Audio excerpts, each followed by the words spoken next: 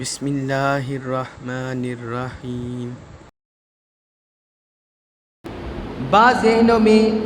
یہ سوال پیدا ہوتا ہے، یہ سوال ابھرتا ہے کہ کیا مصائب کربلا بیان کرنے چاہیے یا نہیں کرنے چاہیے؟ جو ہان واد رسول پر مصائب آئے، تکلیفیں آئیں، تنگیاں آئیں، مصیبتیں آئیں، جو انہوں نے جیلی، بعض لوگوں کے ذہنوں میں سوال پیدا ہوتا ہے یہ بیان بھی کرنی چاہیے یا نہیں، اور بعض لوگ معاذ اللہ اس پر طعنہ زنی بھی کر دیتے ہیں کہ یہ مصائب، دکھ بیان کرنا، یہ تکلیفیں بیان کرنا یہ اہل تشیع کا کام ہے اور شیعہ برادری کا کام ہے۔ وہ اس طرح اسے نظر انداز کر دیتے ہیں۔ یاد رکھیے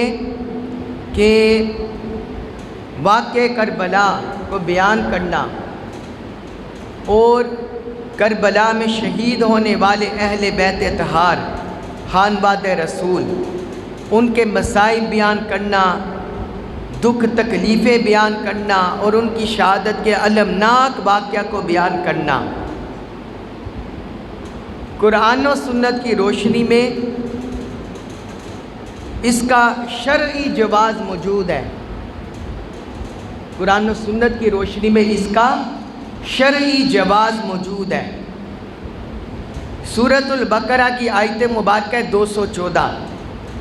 اس میں اللہ رب العزت نے ذکر کیا، ام حسبتم ان تدخلوا الجنہ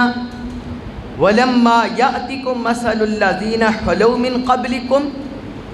فرمایا اے لوگوں کیا تم نے یہ گمان کر لیا کہ تم جنت میں یوں ہی داخل ہو جاؤ گے، اور جیسے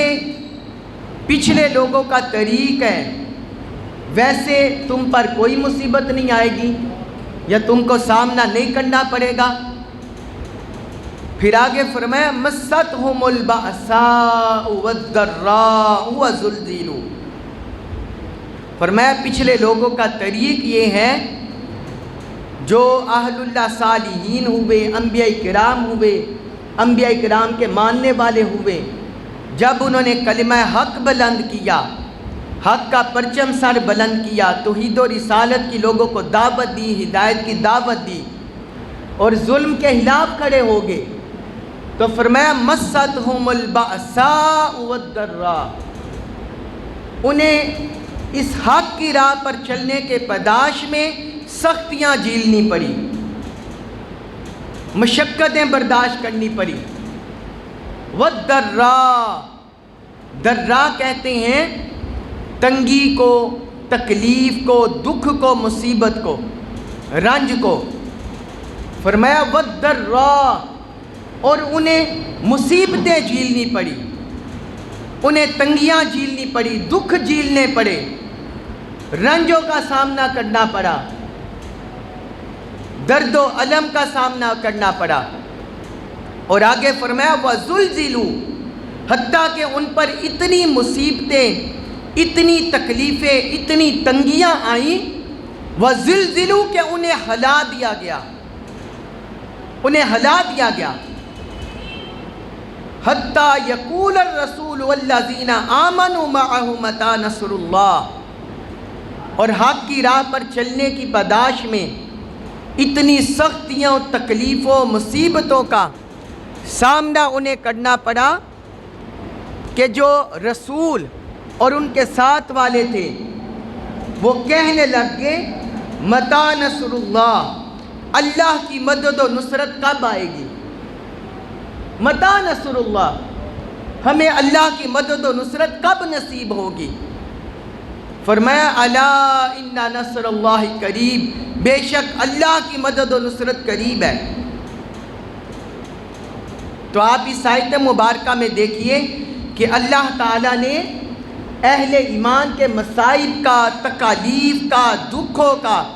جو انہیں حق کی راہ پر چلنے میں پیش آئی ان کا ذکر کیا، انبیاء کرام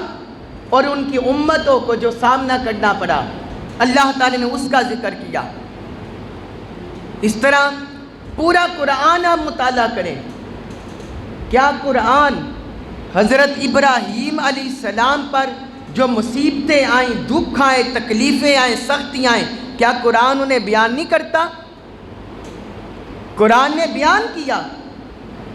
کہ نمرود کے خلاف جب انہوں نے آواز بلند کی،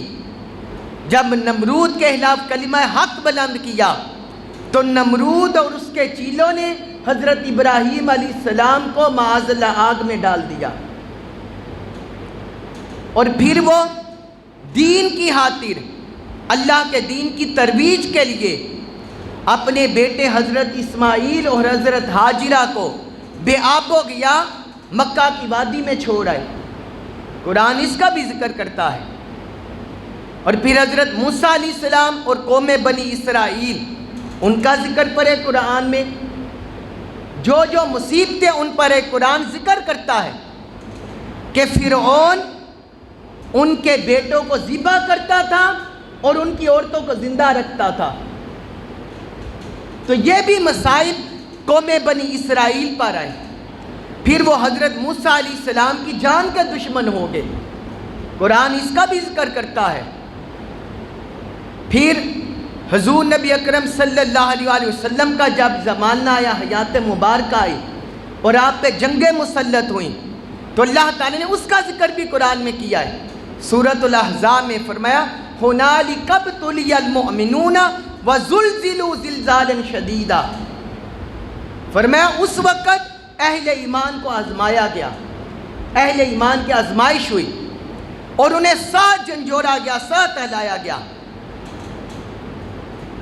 دشمن کی تکلیفوں سے، تنگیوں سے، سختیوں سے، حتیٰ کہ جو منافق کہنے لگے اذ یقول المنافقون والذین فی قلوبہم مرض ما وعدنا اللہ ورسولہ الا غرورا،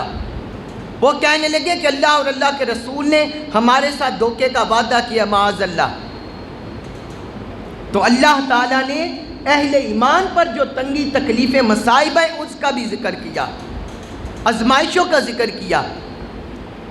اسی طرح حضور نبی اکرم صلی اللہ علیہ وآلہ وسلم کی احادیث مبارکہ پڑھے، اس میں آپ صلی اللہ علیہ وسلم نے انبیاء کرام پر اور ان کی قوموں پر جو مصائب آئے، تکلیفیں، ان کا بھی تذکرہ کیا۔ ایک مرتبہ صحابہ کرام نے عرض کیا یا رسول اللہ، ان مشرکین نے، کفار نے ہم پر اتنا ظلم کر دیا، آپ ان کے خلاف بد دعا کریں،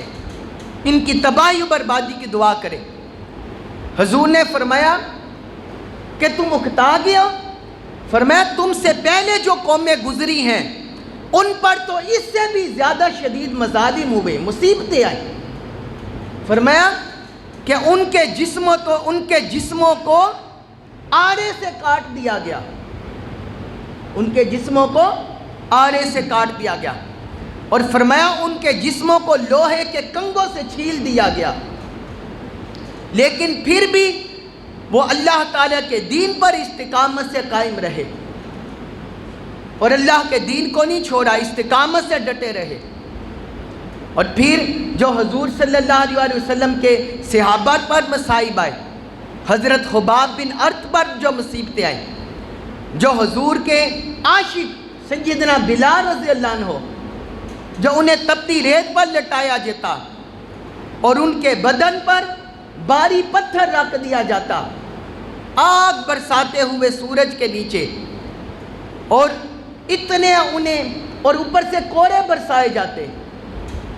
یہ ساری مصائب، یہ ساری سختیاں ہمارے اہل سنت کی کتابوں میں درج ہیں۔ حضرت عمار بن یاسر پر مصیبتیں آئی، حضرت یاسر پر مصیبتیں آئی، حضرت سمیہ جو حضرت یاسر کی بیوی تھی، وہ اسلام میں پہلی شہید خاتون ہوئی۔ ابو جہل ملعون نے انہیں نیزہ مار کر شہید کر دیا،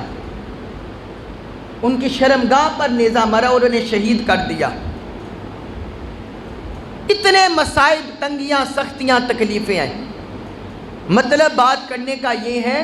کہ جو لوگ شہداء کربلا کے واقعات، مصائب جو ان کے پڑھے جاتے ہیں، سنے جاتے ہیں، ان کی تنگیاں، ان کی تکلیفیں، ان کے دکھ، ان کے رنج کا ذکر کیا جاتا ہے، اس کو بیان کرنا عین قرآن و سنت کے مطابق ہے، عین قرآن و سنت کے مطابق ہے۔ جو اس کے خلاف فتویٰ دیتے ہیں وہ دراصل قرآن و سنت کی حقیقت سے ناآشنا ہے اور حقیقت کی معرفت نہیں رکھتے۔